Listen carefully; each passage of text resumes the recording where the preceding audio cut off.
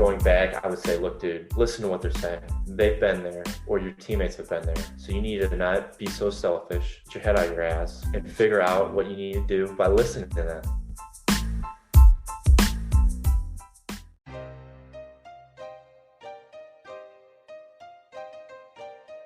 You are now tuning in to the Roughnecks Podcast with your host, Cole Nixon. Much love. But thank you for tuning in to another episode of the Roughnecks Podcast. I am your host, Cole Nixon. I'm a senior at Ohio Wesleyan University in Delaware, Ohio, majoring in business marketing with a minor in data analytics. I also play football for the Battling Bishops with a love for sports and entrepreneurship.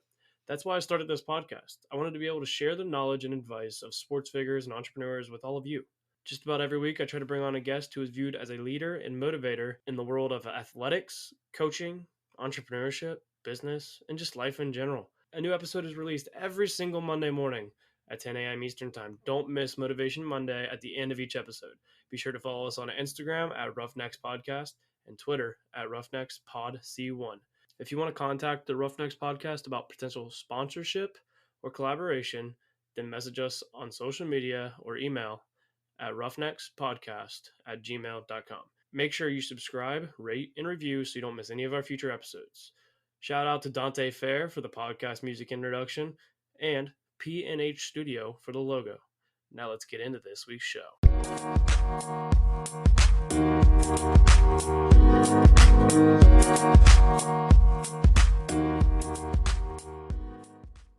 Welcome back to the Roughnecks Podcast. This is episode 31, and we're continuing with our commitment segment. Joining me this week is another Ohio Wesleyan Battling Bishop. Last week, we had a current player for OU. Joining me this week, we have a former player, just graduated a year ago. Welcome to the Roughnecks Podcast, Mr. Justin Lowry. What's going on?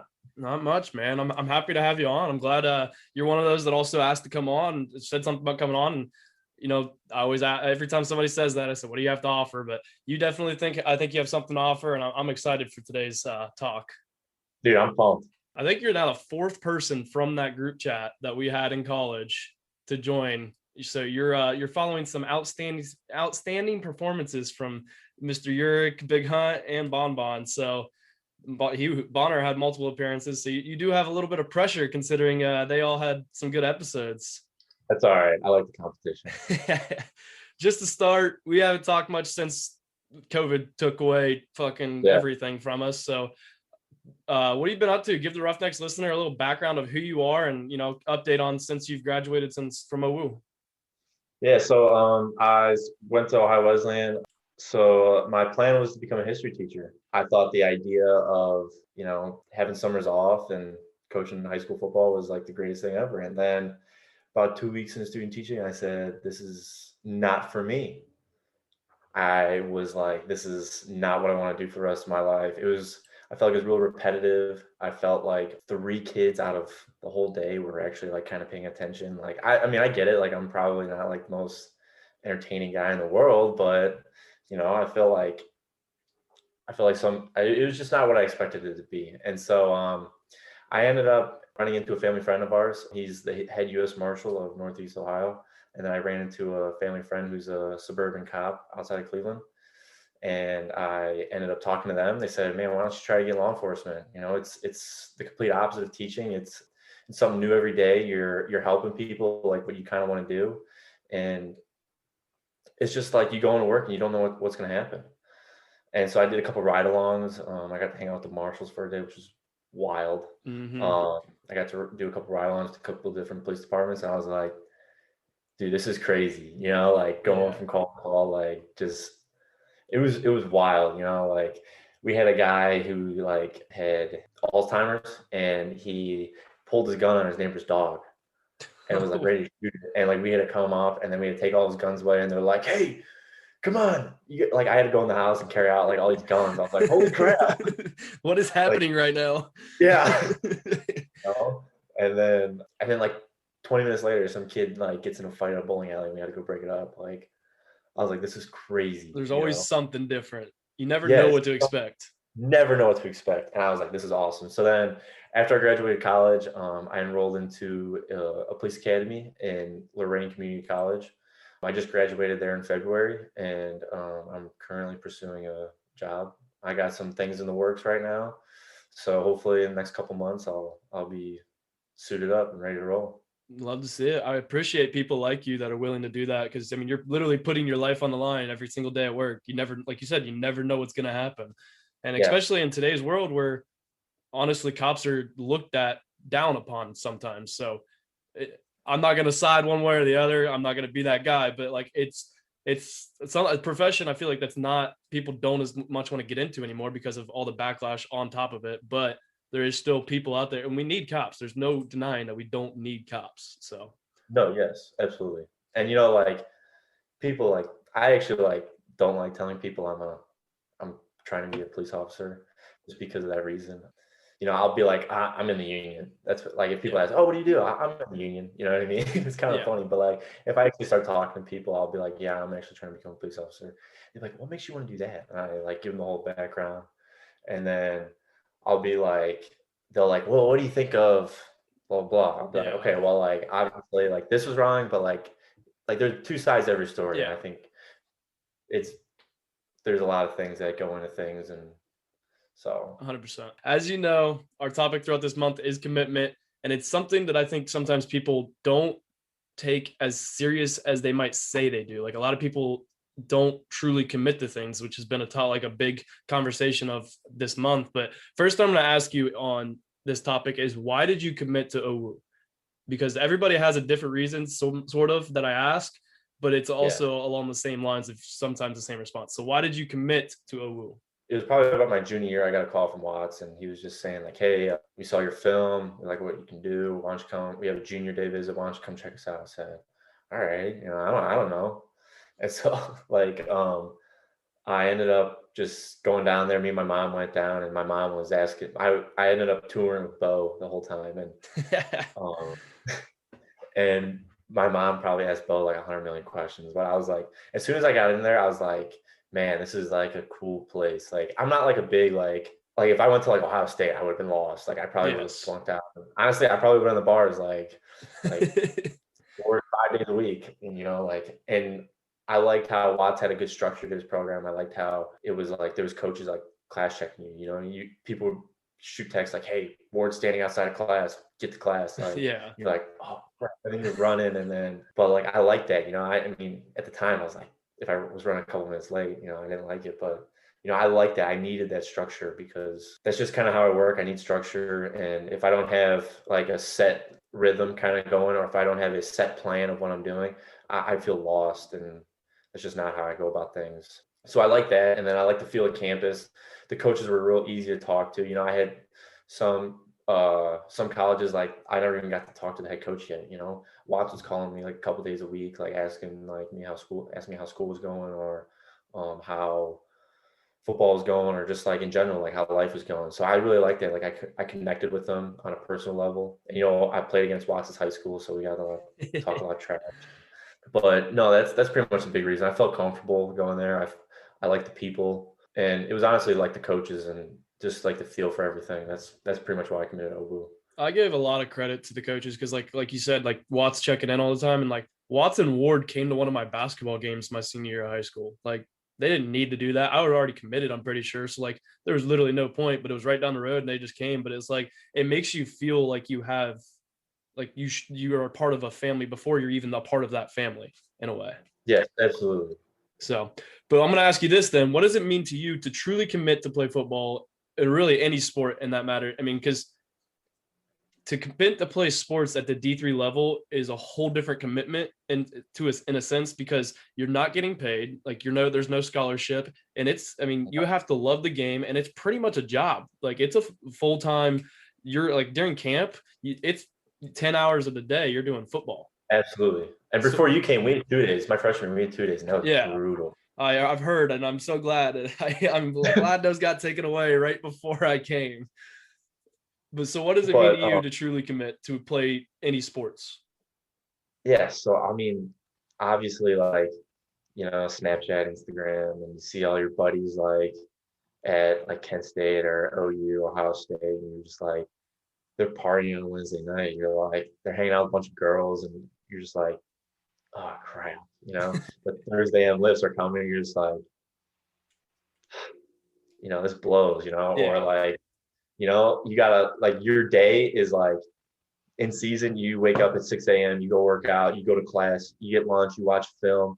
You go. You might not even get like to go back to your room at all that day. You know, you got to bring all your stuff with you, and then you go to the trainers. Then you go to practice. Then you go to study tables. You have study tables. Like your day's like 12 plus hours. Mm-hmm. And so, I mean, committing, it's hard. It's definitely hard just because, you know, to me, like studying, I got to sit down for like hours on end just to like really get a little section of homework done. There was plenty of times where I definitely wanted to quit. There's definitely times like my freshman year, I came in, I didn't know anybody. I didn't know a single person except for the coaches. I hated my roommate, hated that guy, was ready to kill him. The defense hated me because I smoked Harv like the fourth day of practice. I got into a fight the fifth day of practice. Mason Tomlin was coming up to me saying, he was like, 16, you're fucked. I was like, no, like, I'm 18 years old. These guys are grown men. I was like, holy crap. Like, this is intense. You know, I was like, Mom, I ain't going back. Like, this sucks. And then, you know, she was just like, just try one more semester. And I came back for the spring semester. And I was like, I started connecting with the guys a lot more. I started like creating bonds with people. And honestly, that's what made me commit. You know, you get your breaks, you have your hard times, but like you look at everybody else and you're like, you know what, they're doing the same thing as me. Why can't I finish this out? Or like you committed to this team, you finished with this team. Like there's a lot of people that come in freshman year and leave. Oh, and then what do they do? You know, they go home, they work a drug mart, or they get like a construction job, and like, you know, they're just like, you could have just busted it out for 3 more years, got your degree, and then you could have been living, you know. I mean, whatever you wanted to do, you could have been doing whatever you wanted to do instead of, you know, this is hard for just a little bit, you know. So committing to me was not more personal on myself. It was more of committing to other people. Like I felt like I owed other people to get things done, get to the classroom, work hard, you know, like get in the weight room. So, I mean, if I wasn't tight with the rest of the team, committing to playing a sport in general would not have been part of me. Like if I played an individual sport, I probably would not have played. But being a part of the team, that's how I committed to the sport. That first semester when you're a freshman coming in, you know nobody. That it's a hard semester because you get that rude awakening. One, this isn't high school football anymore. And two, these aren't high school classes anymore. Like everything, you don't know anybody. You don't just, some people are lucky enough to just get friends right away. I luckily had a roommate I liked, so it worked out a little better for me. But like you still, I think every athlete at one point or another wants to quit because, I mean, let's be real. Sports are not easy. It's hard. There's a lot of sacrifice that you have to make. And that's one thing that I always think of when I think of commitment too. Like it comes with sacrifice. You have to be willing to give up some things if you're going to commit to something. Oh, for sure. I mean, I sacrificed. I remember there was 2 weeks straight where I had a paper due on Thursday, and I obviously, knowing myself, I procrastinated. Don't we all? Yeah, but like this was really dumb of me. I would stay up until there was 2 weeks in a row where I got 45 minutes of sleep. Mm-hmm. And then I went 6 a.m. lifts. Like my dad was just like, "You all right, dude?" And I was like, "Dad, I got like 45 minutes of sleep like past like 3 days." And he was like, well, not like that, but it was just like I'm saying, like I was barely sleeping, and I was like, I was not even like making sense at that point. And he was just like, "Oh, this is like tough." I was like, "Yeah, it is. This sucks." Yeah, it's a pain in the ass, like, because I hate hearing non-athletes sometimes complain about I didn't have enough time, and I'm like, you didn't have enough time. Like I didn't get out of practice till 8:30. By the time I showered at 8, it's already 9:30, and now I'm gonna have time to start my homework. Like you don't have time because like right after class you got meetings and then you got practice, and then by the time you get done you're ready for bed, but you don't have a choice. You have a paper that's due the next day. Oh yeah, I remember like right after the season and senior year, I was chilling. When I mean chilling, I had nothing to do, and it was unreal. Me and Krusty were sitting there. I was just like, dude, what do we do? What are we supposed to do? Me and Dan just had that realization, like, because our season just ended not too long ago, and that Yeah. like that first week we're sitting there, and like the one day he's like, I feel like I have to be somewhere. Like he's like, I don't like something's not right. Like I shouldn't just be sitting here. Like it's weird. Like once that finally ends, that you're like, is this what it's like to not play sports? Like I have all this time in the world. So much time. It's unreal. I never knew how much football took up until I stopped playing. So It's it's crazy. definitely. That's why I say it's like having a job. Playing a sport, especially at the college level, is like having a full-time job. I think it's even harder. Like I have a full-time job now. It's definitely harder. I mean, I work. Yeah, uh, it's definitely different. so what does it mean to you? I'm going to ask you this though, because we just talked a little bit about it, like procrastinating, and it's with the academic side. How do you truly commit academically as a student? Because it's hard, especially as an athlete, to want to commit, because really your main thing, most athletes, their main thing is their sport they're playing. And it's hard to sacrifice that time of, oh, I could just go play, hang out with friends after practice or whatever, but instead of doing this paper. So what does it mean to commit academically as a student to you? So committing academically, I don't know. The way I look at it is like nobody wants to seem dumb, you know? Nobody wants to be like, I don't know. The only way I looked at it was like, if I don't do good in school, I feel like a loser. Everybody else is doing good. Why can't I do good? And so that's when I like looked at other people. Like, I had zero motivation in school. I have a reading disability. School comes very hard for me. I like just to study. I like study like weeks on end prior to the test, and I still come out with like a B minus. You know, and so committing to school was very difficult just because it was. I mean, football was like a sense of relief compared to Mm-hmm. school. And so I think committing academically was one of the most difficult things I've probably ever done in my life. So when I was probably about second or third grade, I took a written test, and I found out that I had a reading disability. And so they told me like, hey, they told me and my parents, um, like the whole school, they sat down with intervention specialists. They sat down with like a couple of my teachers and the principals, and they said, look, we don't think Justin's made for college. And so I think he should just probably focus on going to trade school. And so like that, like my mom's pissed. She was like, you can't tell me what my kid can't do. Like she was going off on him. And then that really stuck with me. I was really young, but that still stuck with me because it didn't just sit well. And I was kind of like young and naive, and I didn't really understand like what that meant. Once I got older, I was like, man, they really did not like have a lot of faith in me. They didn't really think highly of me, and that really bothered me. And so that like helped me kind of create a vision. Sports kind of came easy to me because I got a good feel for like just being part of the team. I was athletic. I was one of the more athletic kids in my grade and my school, and so sports came easy. But then I was going to tutors after class, or I was like trying to find the smartest kid in class. I'm like, hey, can we study together? And so if I didn't struggle in school so much, I definitely would not have worked harder on the field. And so once I started to learn how I learned was like kind of getting competitive with competing with people for grades, then I was like, okay, let me create a vision here. What do I want to do with my life? So then once I created that vision, I was like, I want to go to college. I want to be the first in my family to go to college. But I want to play football because I need the structure. So I was like trying to work everything I could. I was going to every camp. I was sending film out to every college I could think of. And so once I chose OU, I was like, all right, now I got to find the smartest kid. And then I found out the kids at OU are ridiculously smart. And so I was like, all right, let me find like a medium person. And so then I just try to surround myself with good people. Like Joe, super smart guy. I would always try to like pick his brain. Harvey, great guy, super smart. Always try to pick his brain.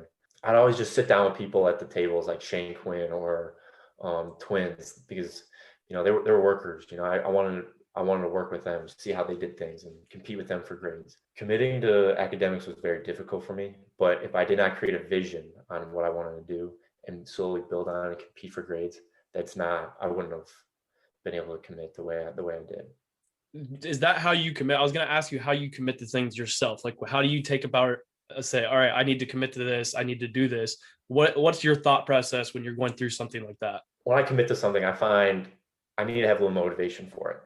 You can't commit to something and be like, this sucks. You know, because you can't say it sucks, but like you can say it sucks, but you can't think of it as in like, I hate this, right? So when I commit to something, I find some motivation. So that's why I say compete for something.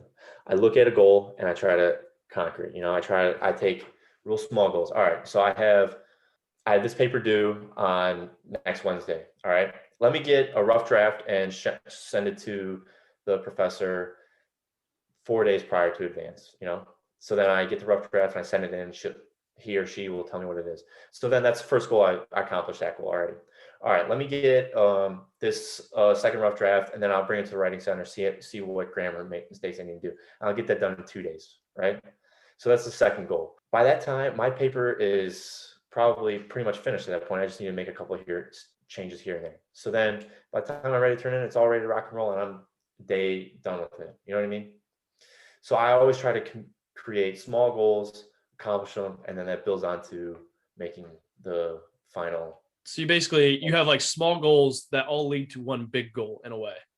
Correct. That's how I work. That's how I'm built. That's actually a really good thing too, because like you can't just make big jumps. You can't, climb ladders with giant spaces in between. Those small steps are the more important steps to the overall goal itself. Yeah, there's no way I if you look at my goals, like my goals are really small. I don't know why I feel good when I accomplish a goal. So like I don't know, like today, like I'm like, all right, you know what? I gotta go for a run. I gotta get my laundry done. I gotta prep for the week, my meals, and get another small workout in. So I mean, just today I've accomplished like 3 goals just today. You know what I mean?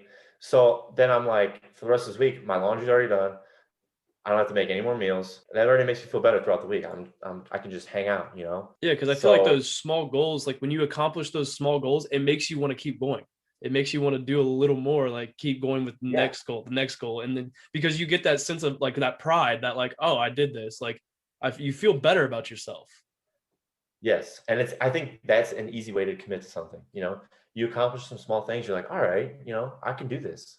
It gives you a little confidence booster. You get the wheels turning, and then you start building up, and then next thing you know, you're the head honcho, you're the top guy, you're getting things done. You can do that in your work life, you can do that just in your everyday life, your workouts or whatever. I'm a very goal-oriented person. So when I also like try to like create positive goals mentally. So all right, you know what, if I hear myself saying like the word "this sucks," I try to stop myself, erase that on my head, and then get rolling with something else. Be like, all right, you know what? It's only for a little bit. You can do anything you want for like 25 minutes, or like this workout's going to be like 2 hours long. All right, you know what? It's 2 hours out of your day. There's 24 hours. You know what I mean? So I try to change things positive, change negative into positives. What do you think stands in the way of maybe yourself or just in general of people committing, or like when they fail their commitments? What is it do you think that is the biggest issue, and how does someone avoid that or get past that? So the way I think people are wired nowadays, just with everything like technology, and I think technology is a big part of it, but I think we want things now. So when somebody goes, oh, I want to lose like 10 pounds for vacation, they go to working out twice or 3 times and they're sore and it hurts and they're out of shape and they say, this sucks, but I want to lose weight now. That's not how life works at all. You know what I mean? So they go, oh, you know what? I haven't lost a pound in 3 days. This isn't working. And so then they're like, whatever, you know what? I'll look chubby for vacation. You know what I mean? I think people give up too quickly nowadays. And I think if people could not have the procrastination, or not procrastinate. They need the patience to be able to just kind of like, that's why I said create a vision, right? So you create a vision, you look at things and you say, all right, what can I do to accomplish this goal today? Right? So you go to the gym, you work out, and say, you know what, I don't want to step on the scale for another 2 weeks, right? So you don't step on the scale for 2 weeks. You go work out for 2 weeks straight. Maybe you lost like 3 pounds. Who knows? You know what I mean? And then you feel a little better about yourself. So I think if you set small goals to the big goals, like I said earlier, with like, okay, like we're talking about losing weight, right? And so I think you go into the goal saying, all right, you know what? I want to lose 10 pounds. I go to the gym and I talk to a trainer. Hey, I want to lose 10 pounds. What do you think I should do? He says, you need to do this, this, and this.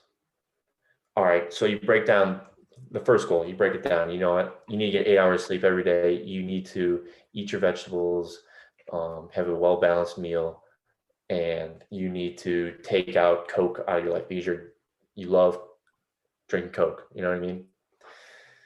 So you go to the store, you pass the Coke aisle. Oh man, you know what? Maybe I'll buy a couple Cokes this week, right? So then you go buy a couple Cokes, and then you're like, you know what? I'm just not going to do it anymore, because that's what happens. You know, they don't. It's just, I don't know. That's the way I think things. People are very impatient.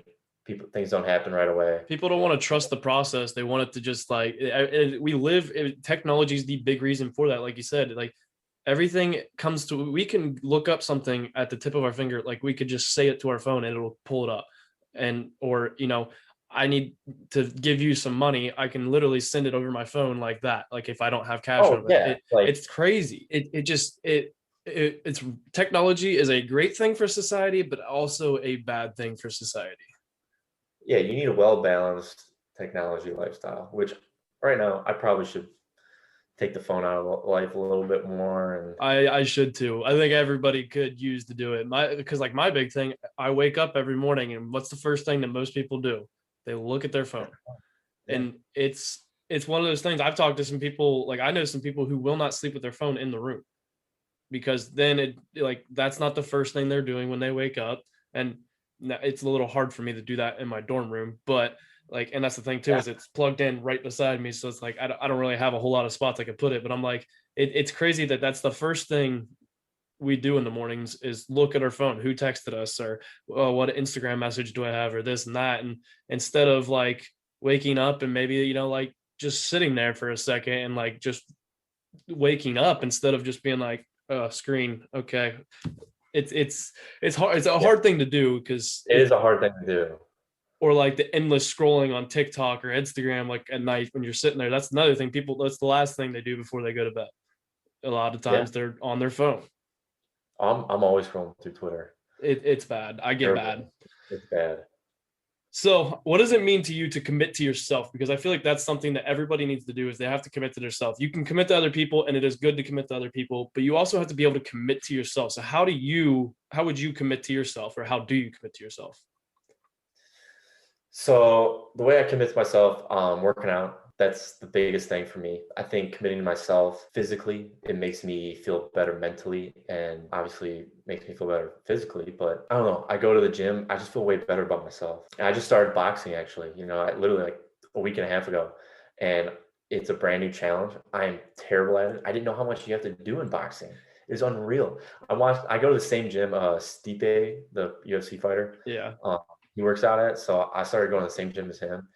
And there's like 6 other UFC fighters in there, and there's professional boxers in there. I'm watching those guys, I'm like, holy crap, that is intense, you know? Yeah. And you know, you start getting kind of good at something, it makes you feel a little better, you know? And I think it makes me have a little bit more confidence in myself. You know, I walk around with my chest puffed out a little bit more, and my head up a little higher. So that's the way I commit to myself. I'm all about learning new things, with having a challenge, trying to accomplish something. I like going to the gym and people helping me, but you know, I look at it and it's not only going to help me like just feel better, but you know, in my profession, you know, I mean, I'm probably not gonna have to box somebody, but you know, I probably end up gonna have to like throw some punches at some point in my life as a police officer, or I want to transition into like jujitsu or something like that. I read a statistic where if you are proficient in combat fighting, you have a 65% more chance, less likely to pull your weapon. I read that. I was like, huh, you know, that probably could help out a lot of people nowadays. Yeah. Law enforcement world. So Yes. I was like, all right. So then I looked up the gym and I was like, you know what, I'm gonna get good at this. And I go to the first class. I'm terrible, but you know what? It felt good. I felt really good about myself. Well, that's the thing too. Like you said, you were terrible, but like everybody who first started is always terrible. Like no one's. Yeah, there's some people, some exceptions. You're better at it than others, but like usually when you first start doing something, like when I first started playing football, we weren't like I wasn't good. I didn't know what I was doing exactly. I was just athletic and ran around, and that's pretty much it. But you weren't really good. Like you weren't. I was by no means NFL level. Like that's the thing. Like with those types of things you have to build up. It's those small steps. You have to work your way each day to getting a little bit better at each day at a time. Oh yeah, and so I think that's how I commit to myself. I just want to be a better person, be a better individual, look better, feel better. Working out, I mean, it sucks, it hurts, it's not fun at the time, but afterwards I feel better, I feel good about myself. And at the end of the day, learning some combat fighting is going to probably save my life or other people's lives. So that's another way I look at it. That'll make me feel better, committing myself to help others. So if you could go back in time and tell yourself one thing, what would it be? Oh, one thing, man. I would tell myself a lot. So I probably tell myself to not smash my head into something, or one thing. I would probably have, if I told myself one thing, it would definitely trust others more, such as the coaches or like my teammates. So there was times where I was like, I'm gonna look out for myself. I'm gonna do me, focus on me. They can do whatever they want. There was like one summer I didn't do formalized workouts. I did my own stuff, and it really showed. I didn't go into camp as good a shape, or I didn't I wasn't catching all the passes. I started dropping the depth chart, and that messed with me mentally. So I think me going back, I would say, look, dude, listen to what they're saying. They've been there, or your teammates have been there. So you need to not be so selfish, get your head out of your ass, and figure out what you need to do by listening to them. So that's pretty much what I would say, is to tell myself to focus on what they're saying, take their advice, not be so self-centered, because there's times where I was pretty selfish throughout my college career. I wanted the quarterback to throw me the ball, instead of what's best for the team, or I wanted the numbers. But then kind of when I started changing, it was like really my senior year. I wanted what's best for the team. And if you look kind of at the stats, my stats were the best I ever had, I mean, so that's how I kind of, that's what I would say to myself, for sure. That's a thing too, that just comes with growing up. We all are we all go through that stage where we're just, all we care about is ourselves. We don't care about anybody else. I guarantee my mom probably still says I'm in that stage. I can probably guarantee that's what she'd say. But like, as you get older, you start to realize like it's not all about you. It's a hard thing to realize, and sometimes you don't even realize how selfish you're being until like way after the point, and then you're like, wow, like I was that selfish. I was that person. But it comes with a whole growing up thing. I feel like is as you get older, you start to realize, more things to like, oh, I'm being selfish. I need to like take it down a notch or something like that. Oh, for sure. 100%. I like, looking back, I didn't even know I was being selfish. And then like, I really like looked myself in the mirror. I was like, holy crap, dude. Like, the hell's wrong with you? Yep. I've been there, done that. Yes. So what are the goals of Justin Lowry going forward, and how are you committing to them? So the goals I have, so right now it's to find a job. So no, I got a couple things going for me, a couple departments that are looking pretty good. So my first thing is I'll have to get through FTO, which is field training officer. It's like 3 months long. It is very stressful. You are graded every minute of every day you are working. And so it is literally like you are getting, just like you're sitting in the cruiser with a 25-year vet, and he is going to critique you on everything. And at any moment, anything can happen. Things could switch, like change with the snap of a finger, And so your report writing has to be on top of things. You doing whatever you have to do whatever they say pretty much.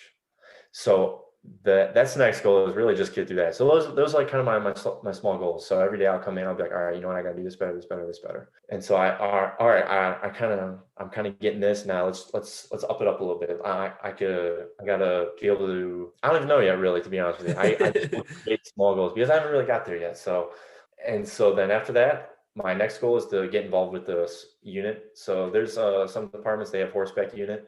I think that'd be pretty cool. Probably try to get into detective or canine unit. I think that'd be pretty wild. Yeah. And then after that, I definitely want to get into like a supervisor role. So either a sergeant, lieutenant, maybe captain. Who knows? Maybe I'll even be a chief one day. I don't know. But who would have thought me, right?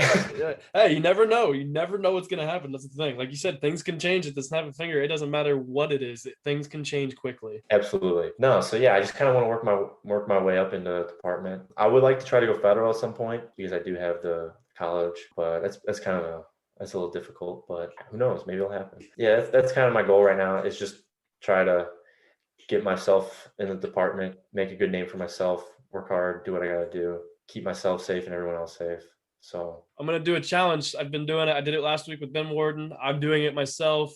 I call it the Roughnecks 30. You can do whatever you want. Call it whatever you want. I don't care. I've actually committed to 4 things for the entire month personally. And you don't have to do like these 4 things. I want you to come up with something on your own. But my thing is I'm reading at least 10 pages a day, journaling, drinking a gallon of water, and quitting nicotine. So I am. Whoa, look at you. I know. Yeah. See, you were one of the people that know, like when it came to chew, I was doing it. At Copenhagen that was a hit for you. Yeah. I'm on day 20 of no nicotine. I did it's I'm happy about it. I definitely have some days where I'm like, God, but then I haven't done it. And because my friends from back home ask me all the time, they're like, you cave in yet? I'm like, nope, because I've quit multiple times. And this is the first time I think I am truly sticking to it. But I'm currently on day 15, even though today's the 18th when we're recording. But because I did fail and I could have just easily either been like, whatever, it's just today. I decided just to restart. So I'm going to ask you to commit to something, at least for the rest of the month or 30 days or whatever you want to do, whatever it is. It doesn't matter. It's up to you. All right. I can do that. So, but now it's time for the best segment of the podcast, which is Motivation Monday. Motivation Monday is where I'll get to let my Roughnecks guest give our Roughnecks listeners a little bump for their Monday morning as they listen to help set the tone for their week. Let's hear what you got for Motivation Monday. All right. So I'm going to ask everybody who's listening to this, what do you want to accomplish in your life? Create a vision, look at where you want to be, and then start creating goals and accomplishing them. That's a little motivation. Create goals, accomplish it, knock them out. You always have to start with a vision. You can't just be like, I want to do this. Like there's always a reason for why you want to do something. That's why I've gone through this monthly topic idea of almost like telling a story. Like January was inspiration because there's an inspiration behind everything that you do in your life. And then February was passion because after that inspiration, you start to grow a passion for it. And I'm not saying these are the correct order things happen. Like there's a ton of different ways things happen. But then March was mindset, where you start to like, you put your mind to it. You determine, you have an attitude about what it is and you grow on how you feel about it. And then now we're doing commitment because you got to commit to that thing. Like you can't just say, I want to do something and then not do it. Like if you don't do it, then you weren't truly committed to doing it. So it's you have to have a vision before you can commit, really. Yes. So that's my little motivation for everybody is to find your vision, get to where you want to be, and accomplish those goals. And with that, we're going to wrap up episode 31 of the Roughnecks podcast. Thank you, Lowry, for coming on. We will find out if you can beat Joe and Chris and Coyle in terms of views. Hey, let's get it rolling out. I'm pumped. I don't know. Bonner has, I think, the 3rd best episode of all time. So he's got some views, but we'll see. It's possible. It's possible. Yeah, I got a sticker for you. I got a sticker for all my guests. If you're not, I'll get that to you. I gotta I got a lot to figure out about the stickers, but if you're not already, follow the Roughnecks Podcast on our socials. We're on Instagram at Roughnecks Podcast, Twitter at Roughnecks Pod C1. Now on Facebook, you can find us at Roughnecks Podcast. Thank you for supporting my passion of this podcast. I just had a meeting this week, actually, with another big time guest that is going to join the show in May. Just scheduled him to record on May 4th. Back-to-back episodes in the first 2 weeks of May that are going to be featuring some really cool people. This one he was a bronze medalist in the Paralympics. And then I just actually landed someone 2 days ago who has over 740,000 TikTok followers. So if you're on TikTok and you ever seen this guy that says hard-hitting quotes, part whatever, yeah, that guy agreed to come on. Super pumped about that. Be sure to subscribe so you don't miss those. If you like today's episode, be sure to leave a rating and a review. And if any of my listeners have any guest ideas, or you yourself want to be a guest, shoot me a message on Instagram or Twitter or any of our socials, or email at roughneckspodcast@gmail.com. Be sure to check out my TikTok, which features all Roughneck stuff at ColeNixon3. And that's it for this week. But you know the deal. Grab the bull by the horns. Only you can take control of your life. Commit to something and stick to it. Not tomorrow, but today. Until next week, Roughnecks out.